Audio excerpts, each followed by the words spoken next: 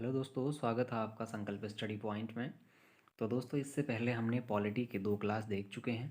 अच्छा, पहली क्लास हमारी संविधान सभा से रिलेटेड था। अच्छा, संविधान सभा के में जो मेन हमारी चीज़ें थी, वो कौन सी चीज़ें कैसे बनी थी, कौन से मिशन के तहत बनी थी, कितने समितियां बनी थी, कितने सदस्यों के तहत बनी थी, हमने सभी चीज़ों के बारे में डिस्कस कर लिया था। अच्छा, भारतीय संविधान का हमने जो दूसरा पार्ट देखा था, भारतीय संविधान की विशेषताएं। अच्छा, उन विशेषताओं में भी हमने डिस्कस कर लिया था कि कौन सी चीज़ भारत में आंतरिक एवं बाह्य स्रोतों से लिए गए थे। उसके बाद जो हमने संविधान के जो स्रोतों की बात करी थी, तो संविधान के स्रोतों में आप लोगों ने देख लिया होगा कि विदेशी गणराज्यों से हमने कौन कौन सी चीज़ें भारत के संविधान में इंक्लूड करी हुई थी, और भारत शासन अधिनियम 1935 से हमने कौन कौन सी चीज़ें भारतीय संविधान में स्थापित कर दी गई थी। अच्छा, तो दोस्तों बात करेंगे, अगर यदि आप लोगों ने वो दो वीडियो अगर वॉच नहीं करी है, तो आप लोग, हमारी पॉलिटी की अलग से एक प्लेलिस्ट बनी हुई है, आप लोग उस प्लेलिस्ट में जाकर पहले उन दो वीडियो को वॉच करें, उसके बाद जाके फिर हमारी तीसरी वीडियो भारत की अनुसूचियों को अध्ययन करें, क्योंकि अगर पहले आप अगर वो दो वीडियो को देख लेंगे तो ये वीडियो आपके बेहतर समझ में आएगा। अच्छा, तो ठीक है, आज बात करते हैं भारतीय संविधान की अनुसूचियों के बारे में। अच्छा, भारतीय संविधान में कितनी अनुसूचियाँ हैं, सबसे बड़ी बात तो ये है। अच्छा, भारतीय संविधान में हमारी 12 अनुसूचियाँ हैं। अच्छा, जब मूल संविधान बना था तो मूल संविधान में हमारी कितनी अनुसूचियाँ थी? तो दोस्तों, हमारी मूल जो संविधान था, मूल संविधान में हमारी 8 ही अनुसूचियाँ थी। अच्छा, जो 4 हमारी अनुसूचियाँ जोड़ी गई उसके बारे में भी अभी डिस्कस करेंगे। अगर क्वेश्चन पूछा जाएगा कि मूल संविधान में कितनी अनुसूचियाँ थी, तो कितनी अनुसूचियाँ थी? हमारी 8 अनुसूचियाँ थी। अगर वर्तमान में कितनी अनुसूचियाँ करके अगर बात करेगा, तो वर्तमान में हमारी 12 अनुसूचियाँ हैं। ठीक हो गया। अच्छा, अब बात करते हैं। देखिए, भारत राज्यों तथा केंद्र शासित प्रदेशों का संघ है।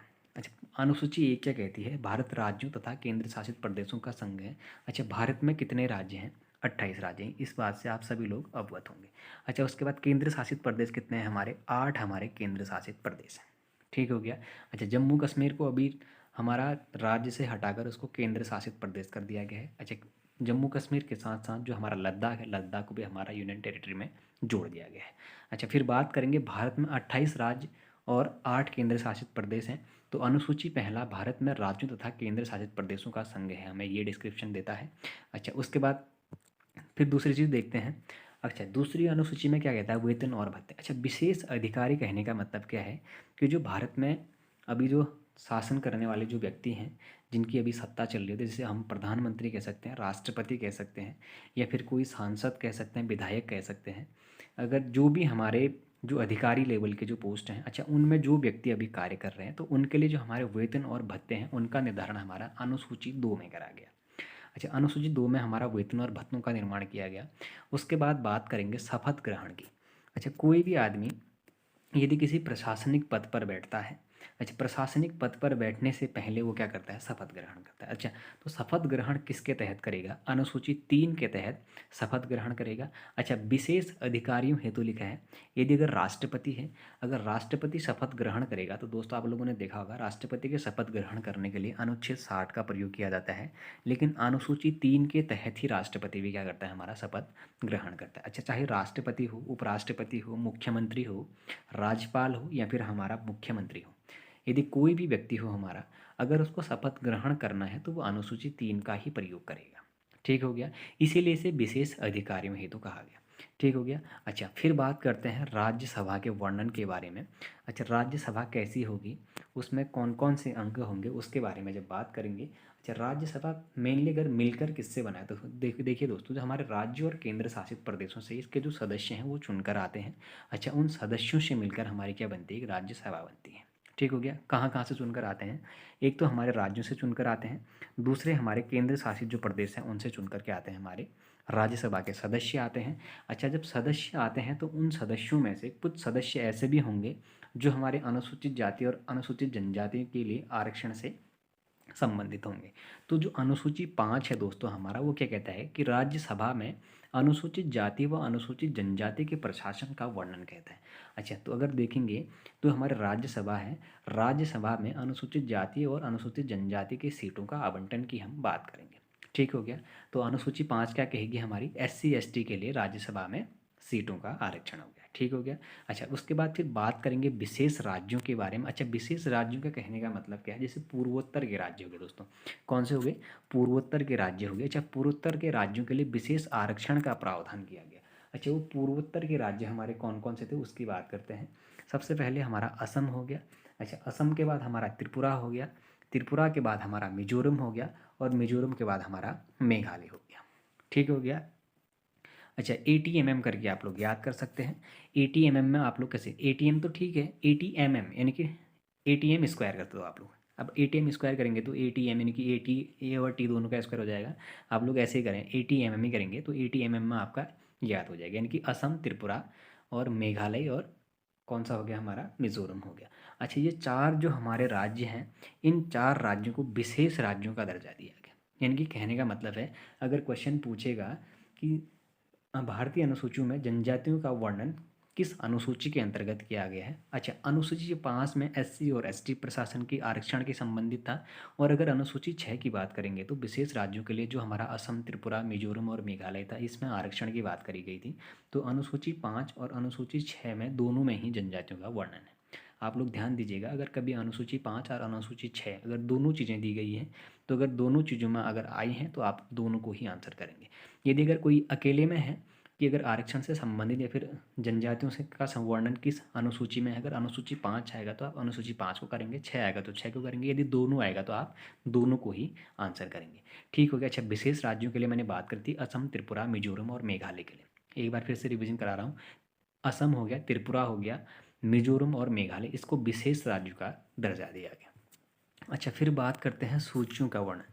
अच्छा, सूचियों का वर्णन, इससे पहले जब मैंने स्रोत की बात करी थी, भारतीय संविधान के स्रोत की बात, तो आप लोगों ने देखा होगा उसमें से दो जो चीज़ें थी हमारे, संघ और राज्य सूची दोस्तों, ये हमारी कहाँ से ली गई थी, आप लोगों ने देखा होगा। ये दोनों ही चीज़ें हमारी कनाडा से ली गई थी। देखा था आप लोगों ने, ये दोनों ही चीज़ें हमारे कनाडा से ली गई थी। अच्छा, एक समवर्ती सूची थी, समवर्ती सूची हमारी ऑस्ट्रेलिया से ली गई थी दोस्तों। ठीक हो गया। अच्छा, मैंने इसको 2-3 बार डिस्क्राइब करके वहाँ पे भी बताया था कि जो हमारी संघ और राज्य सूची है ये हमारी कनाडा से ली गई है।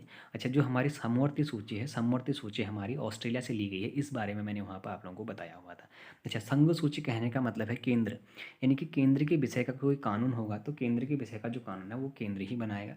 अच्छा, राज्य सूची में जो कानून बनाएगा वो राज्य बनाएगा। अच्छा, समवर्ती सूची, अच्छा समवर्ती सूची में राज्य और केंद्र दोनों को ही मनन करने का अधिकार प्राप्त होता है। अगर बात करेंगे संघ, राज्य और समवर्ती सूची, अच्छा संघ, राज्य और समवर्ती सूची के पहले विषय कितने थे और अभी इसके कितने विषय हैं उसके बारे में बात करते हैं। अच्छा, जो हमारा संघ सूची था दोस्तों, संघ सूची में पहले 97 विषय थे। कितने थे? 97 विषय थे। वर्तमान में इसके 100 विषय हैं। ठीक हो गया। संघ सूची के पहले कितने विषय थे? 97 विषय थे। लेकिन अभी के टाइम पे इसके कितने विषय हो गए? 100 विषय हो गए। अगर राज्य सूची की बात करेंगे तो पहले इसके 66 विषय थे, अभी के टाइम में इसके कितने विषय हो गए? 61 विषय हो गए। ठीक हो गया। अगर समवर्ती सूची की बात करेंगे तो पहले इसके 47 विषय थे और अभी इसके कितने हो गए? हमारे 52 विषय हो गए। ठीक हो गया। अच्छा, मैंने बात करी समवर्ती सूची में, तो समवर्ती सूची में जो कानून बनाने या फिर कोई मनन करने का जो अधिकार होता है वो संघ और राज्य दोनों के ही हाथ में होता है। अगर अच्छा, संघ सूची के विषयों के बारे में बात करेगा तो पहले 97 थी, अभी 100 हो चुके हैं। अच्छा, राज्य सूची की बात करेगा तो पहले 66 थी और अभी कितनी हो गई है? 61 हो गई, यानी कि घट गई है। ठीक हो गया। अगर समवर्ती सूची की बात करेगा तो पहले 47 थी, अभी हमारी 52 हो चुके हैं। अच्छा, फिर देखिएगा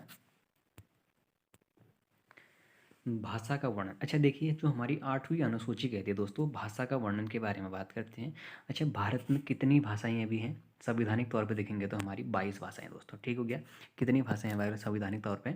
22 भाषाएं। अच्छा, ये 22 जो भाषाएं हैं क्या ये पहले से ही 22 भाषाएं थी?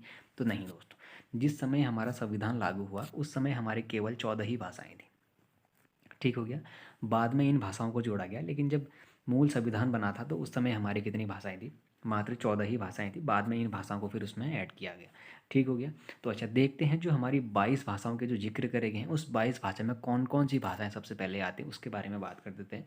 कभी कभी आयोग क्वेश्चन इस तरीके से भी बना लेता है कि 3 जो हमारे ऑप्शन हैं उनको जो भारतीय भाषा हैं उनसे रिलेटेड बनाता है, और एक गलती से अगर जैसे सिंधी, तमिल और तेलुगु डाल दिया तो एक भोजपुरी जैसे डाल दिया उसने, तो अधिकतर लोग भोजपुरी को पहचानने में थोड़ा सा कठिनाई वहाँ पे महसूस करते हैं। इसीलिए हम जितने भी भारत में 22 भाषाओं के जो जिक्र करे गए हैं उन सभी 22 भाषाओं के हम क्या करेंगे, इस पर डिस्कस कर लेंगे। ठीक हो गया।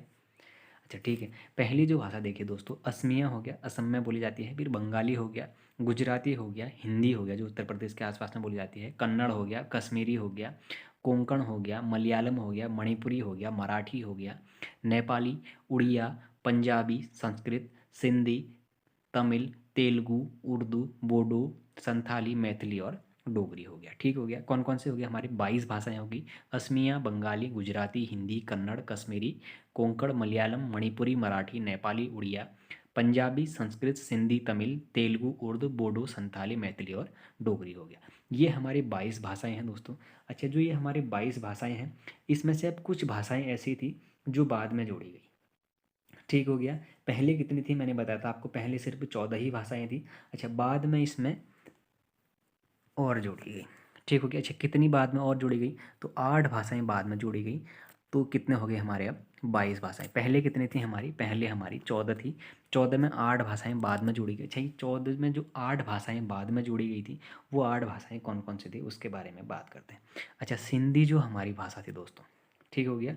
अच्छा, सिंधी भाषा को जो हमारा संविधान में जो 22 जो भाषाएं हैं, उन भाषाओं में कब जोड़ा गया, तो सिंधी को दोस्तों 1967 में जोड़ा गया। ठीक हो गया। अच्छा, सिंधी भाषा को हमारा कब जोड़ा गया, 1967 में जोड़ा गया। अच्छा, उसके बाद 1992 में 3 भाषाओं को जोड़ा गया दोस्तों। ठीक हो गया, वो कौन कौन सी थी। अच्छा, एक तो हमारी कोंकणी थी। ठीक हो गया। अच्छा, एक तो हमारी कोंकणी हो गया। ठीक हो गया, और दूसरी हमारी मणिपुरी हो गया, दूसरी मणिपुरी हो गया, और तीसरी हमारी नेपाली हो गया। ठीक हो गया। अच्छा, कौन कौन से हो गए हमारे, कोंकणी हो गया, अच्छा मणिपुरी हो गया और नेपाली हो गया। इन 3 भाषाओं को दोस्तों 1992 में जोड़ा गया। ठीक हो गया। अच्छा, अब कितने हो गए हमारे, 4 भाषाएं हो चुकी हैं अभी तक की। सबसे पहले सिंधी को जोड़ा गया। अच्छा, सिंधी को कब जोड़ा गया, 1967 में जोड़ा गया। उसके बाद जो हमारी कोंकण हो गया, मणिपुरी हो गया और नेपाली हो गया, इन 3 भाषाओं को 1992 में जोड़ा गया। अच्छा, उसके बाद फिर बात करते हैं 4 भाषाएं जिनको 2004 में जोड़ा गया। ठीक हो गया। अच्छा, 2004 में कौन कौन सी भाषाएं जोड़ी गई उसके बारे में बात करते हैं। तो देखिए दोस्तों, जो हमारी बोडो है, डोगरी, मैथिली और संथाली हो गया। ठीक हो गया, बोडो, डोगरी, मैथिली और संथाली जो ये 4 भाषाएं हैं दोस्तों, इन 4 भाषाओं को 2004 में जोड़ा गया। अच्छा, 4 से आप लोग 4 याद कर सकते हैं। 4 भाषाओं को कब जोड़ा गया, 2004 में जोड़ा गया। कौन कौन सी होगी, बोडो, डोगरी, मैथिली और संथाली हो गया। अच्छा ठीक है, 1992 में कौन कौन से जोड़े गए, तो कोंकण हो गया, मणिपुरी हो गया और नेपाली हो गया। अच्छा, 1967 में कौन सा जोड़ा गया, हमारा सिंधी को जोड़ा गया। ठीक हो गया। अच्छा, फिर देखिए, फिर बात करते हैं मूल संविधान में 8 अनुसूचियाँ थी। अच्छा, 8 अनुसूचियाँ थी, तो 8 अनुसूचियों के बाद अभी अगर 12 हैं तो 4 अनुसूचियों को जोड़ा गया होगा। अच्छा, उन 4 अनुसूचियों को जोड़ने के लिए कौन से संविधान संशोधन किए गए और कब उनको जोड़ा गया उसके बारे में बात करते हैं। अच्छा दोस्तों, फिर उसके बाद देखिए, जो हमारा नवा जोड़ा गया, 9वीं जो अनुसूची जोड़ी गई हमारी भारतीय संविधान में। अच्छा, वो 9वीं अनुसूची कौन सी थी हमारी, तो देखिए, अच्छा भूमि सुधार संबंधी कानून, यानी कि भूमि जो हमारा भूमि सुधार से था, भूमि सुधार संबंधी कानून से हमारा ये संबंधित था। जो हमारी 9वीं अनुसूची थी, इसको भूमि बंदोबस्त इसकी विशेषता थी दोस्तों। अच्छा देखिए, ये अभी जो हमारी भूमि संबंधी जो सुधार अधिनियम जो या फिर कानून उस समय लाया गया। अच्छा, वर्तमान में न्यायालय में चुनौती इसको दी जा सकती है। अच्छा, एक बात करेंगे, जो हमारी 9वीं अनुसूची थी, इस 9वीं अनुसूची को हमारे संविधान में कब जोड़ा गया, तो दोस्तों इसके लिए हमारा पहला ही संविधान संशोधन किया गया था। अच्छा, संविधान में पहला संविधान संशोधन कब किया गया, तो आप लोगों को ये अच्छे से पता होगा, 1951 में करा गया था। ठीक हो गया, पहला संविधान संशोधन कब करा गया था हमारा, ये हमारा 1951 में करा गया था। अच्छा, 1951 में पहले संविधान संशोधन के तहत भारतीय संविधान की अनुसूचियों में 9वीं अनुसूची को जोड़ा गया था। ठीक हो गया। अच्छा, फिर बात करते हैं हम 10वीं अनुसूची की। अच्छा, 10वीं अनुसूची किससे संबंधित थी, तो हमारी जो 10वीं अनुसूची थी दोस्तों, वो दल बदल से संबंधित थी। अच्छा ठीक है। अच्छा, दल बदल से संबंधित थी। अच्छा, इसमें जैसे हमारा कोई नेता है, अच्छा वो किसी एक दल से किसी दूसरे दल में चले जाते हैं, उसी को दल बदल, हम बेसिकली इस तरीके से इसको समझ सकते हैं। अच्छा, ये दल बदल से संबंधित जो कानून था हमारा, तो वो कानून कब बनाया गया, और जो दल बदल संबंधी कानून था इसके लिए कौन सा संविधान संशोधन किया गया और अनुसूची में इसको जोड़ा गया, तो देखिए दोस्तों, इसके लिए हमारा 52वां संविधान संशोधन किया गया। 10वीं अनुसूची को संविधान के अनुसूचियों में जोड़ने के लिए हमारा 52वां संविधान संशोधन किया गया 1985 में। अच्छा 1985 में इसके लिए संविधान संशोधन किया गया और अनुसूची 10 के तहत इसको संविधान में निर्माण किया गया। ठीक हो गया। अच्छा उसके बाद फिर बात करते हैं हमारे पंचायती राज व्यवस्था की। तो दोस्तों देखिए पंचायती राज व्यवस्था को आप लोगों ने देखा होगा राजस्थान के नागौर ज़िले से 1959 से ये हमारी चालू हो गई थी। आप लोगों ने त्रिस्तरीय पंचायत के लिए भी देखा होगा 1961 से आप लोगों ने इसको भी जिक्र किया, इससे पहले जिक्र करा गया होगा। तो देखिए आज अगर जब पंचायती राज की बात करेंगे तो पंचायती राज आप लोगों ने देखा होगा ग्राम पंचायत, क्षेत्र पंचायत और जिला पंचायत यानी कि त्रिस्तरीय पंचायत यानी कि 3 भागों में इसको बांट दिया गया। एक तो ग्राम स्तर पर हो गया, दूसरा हमारा एरिया यानी कि क्षेत्र क्षेत्र पंचायत हो गया, और तीसरा हमारा कौन सा हो गया डिस्ट्रिक्ट यानी कि जिला स्तर पर जो हो गया हमारा। 3 प्रकार के हमारे पंचायतें हो गई। अच्छा इनको भारतीय संविधान की अनुसूचियों में कब जोड़ा गया? तो देखिए दोस्तों जो हमारा ये पंचायती राज व्यवस्था था इसके लिए संविधान में 73वां संविधान संशोधन किया गया। अच्छा 73वां संविधान संशोधन कब किया गया हमारा? ये 1993 में किया गया। अच्छा 1993 में हमारा 73वां संविधान संशोधन किया गया और पंचायती राज को भारतीय अनुसूचियों का अंग बनाया गया और 11वीं अनुसूची के रूप में इसको अनुसूची में जोड़ा गया। अच्छा फिर बात करते हैं नगर पंचायत की, फिर नगर पालिकाओं की। तो देखिए दोस्तों अच्छा नगर पालिका फिर नगर पंचायतें आप लोगों ने देखा होगा कि इसमें कितने की जनसंख्या यानी कि 90 से 1 लाख के आसपास की जो जनसंख्या होती है उसके बाद उसको नगर पालिका या फिर नगर पंचायत के रूप में 50 से 1 लाख के बीच में उसको निर्धारित किया जाता है। तो जो हमारी नगर पंचायत थी इन नगर पंचायतों का जो निर्माण किया गया संविधान में यानी कि संविधान की अनुसूचियों में जब इनका निर्माण किया गया तो इसके लिए हमारा दोस्तों 74वां संविधान संशोधन किया गया। अच्छा 74वां संविधान संशोधन कब किया गया? तो ये हमारा 1993 में ही किया गया। अच्छा जो हमारा ये पंचायती राज व्यवस्था है ये भी हमारी 1993 की है और जो हमारी नगर पंचायत है ये भी हमारे 1993 की है। बस संविधान संशोधन का फर्क है, एक में 73 यानी कि पंचायती राज बोलेगा तो 73वां संविधान संशोधन हो जाएगा, अगर नगर पंचायत बोले तो 74वां संविधान संशोधन हो जाएगा। लेकिन दोनों ही जो चीज़ें हुई हमारी वो 1993 में हुई हैं। अच्छा अब एक चीज़ देखिएगा जो हमारा पंचायती राज जो व्यवस्था थी, अच्छा इस पंचायती राज व्यवस्था के आने से कितने विषयों पर यानी कि कितने विषयों पर कार्य क्षेत्र हमारे जोड़े गए? तो पंचायती राज में दोस्तों हमारे 28 कार्य क्षेत्र थे। ठीक हो गया, 28 कार्य क्षेत्र इसके थे। अच्छा अब जब बात करेंगे नगर पंचायत की तो इसके 18 कार्य क्षेत्र थे। ठीक हो गया। अच्छा 18 इसके क्या हो गए कार्य क्षेत्र, फिर 18 इसके क्या हो गए हमारे दोस्तों कार्य क्षेत्रों को इसमें जोड़ा गया था यानी कि 12वीं जो हमारी अनुसूची थी। ठीक हो गया। अच्छा 11वीं और 12वीं दोनों एक जैसे हैं, एक पंचायत से संबंधित है तो एक नगर पंचायत या फिर नगर पालिकाओं से संबंधित है, जिसको हमारे 1993 में जो हमारे 73वें और 74वें संविधान संशोधन किए उसके तहत इसको यहाँ पर जोड़े गए थे। ठीक हो गया। अच्छा जो 4 हमारी जोड़े गए थे दोस्तों इन चारों को आप लोगों ने याद रखना है। एक बार मैं दोबारा से रिपीट कर रहा हूँ, आप लोग ध्यान दीजिएगा। जो हमारा 9वीं था वो भूमि सुधार संबंधी था, इसके लिए पहला ही संविधान संशोधन 1951 में किया गया।